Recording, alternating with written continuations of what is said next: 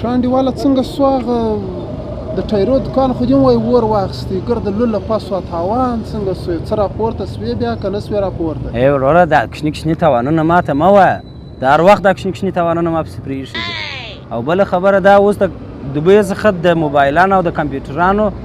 درې څلور کنټینره ماته را روان دي دلته پر دا تجارانو تقسیموم یعنې پر خرڅوم یې هو او بله خبره چاته مه وایه دونه ډېر مینهوال لرمه چې حد یې نشته ډېرې پیسې پیدا کړي دي و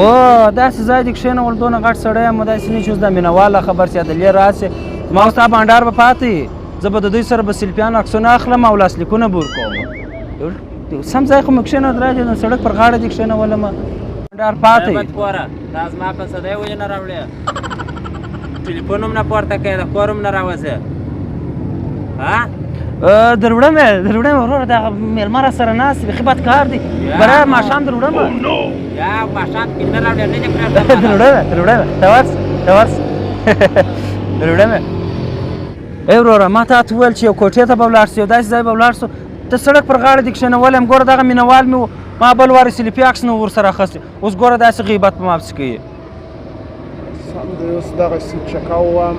دغونه درواغ وایه چې په وسه دې پوره یي د بل پانسدی نسي ورکولی دلته ناست یې دغونه غټې خبرې کوې او خدای پاک داسې ژر هم ستا نوم راپورته کړي ولاړ څه بل وارې ما ته زنګ را ونه وایه چې راسه زه غټ سړی یم ته د سړک پر غاړه دې کښېنولی یم ځه ولاړ شه